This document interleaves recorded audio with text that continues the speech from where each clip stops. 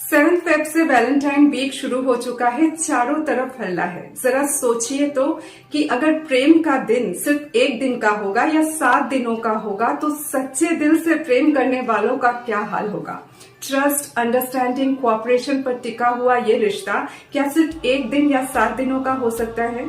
जो इंसान आपके मुस्कान के पीछे के दर्द को समझ ले, आपके क्रोध के पीछे के प्रेम को समझ ले, आपके मौन के पीछे के उबाल को समझ ले, वो इंसान क्या इतनी आसानी से मिलता है?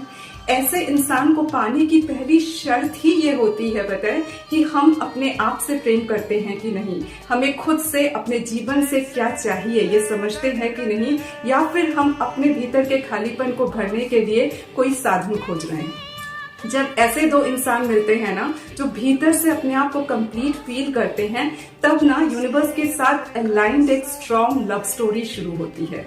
और ऐसा जो इंसान होता है ना, भीतर से भरा हुआ, वो किसी भी रिश्ते की अहमियत को, उसकी मर्यादा को समझते हुए उसमें प्रेम भर सकता है। और चाहे ये प्रेम प्रकृति के प्रति हो, या फिर ब्रह्मांड के प्रति हो, या मनुष्य या पशु पक्षी किसी के भी प्रति हो, ऐसा कंप्लीटनेस फील करना इतना आसान तो नहीं है। हमें भले ही वो कंप्लीटनेस ना हो, लेकिन इस वैलेंटाइंस डे को हम सिर्फ गिफ्ट, सेलिब्रेशन, शो ऑफ तक सीमित न रख के इसकी शुरुआत सेंट वैलेंटाइंस के तस्वीर के सामने एक कैंडल जला करके भी तो कर सकते हैं ना। वही इंसान जिन्होंने प्रेम को सही मर्यादा समाज में दिलाने के लिए अपनी जान की कुर्बानी दे दी, जिनके नाम पर इस दिन का नाम वैलेंटाइंस डे पड़ा है।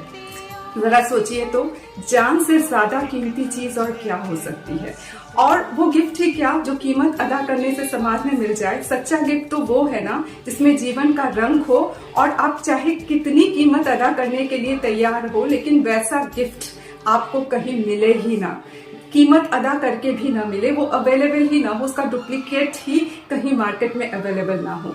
वैसा गिफ्ट एक सच्चा गिफ्ट होता है, अनोखा गिफ्ट होता है, जैसे कि किसी मासूम के चेहरे की मुस्कान, या फिर किसी चिड़िया को तुरंत पिंजरे से आजाद करने के बाद उसके उड़ान को देखना, या फिर अपने आप को ऐसा ही वक्त देना जहां पे आप प्रकृति के साथ अपने आप को डीपली कनेक्टेड फील कर सको।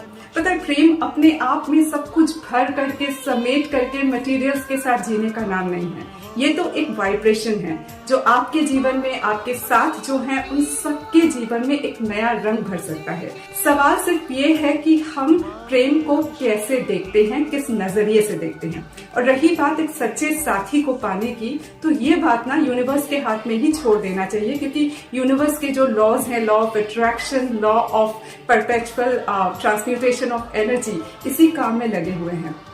हमें तो सिर्फ इतना करना होता है कि अपनी वाइब्रेशनल फ्रीक्वेंसी को हाई रखना होता है, बाकी हिसाब तो यूनिवर्स रखता है।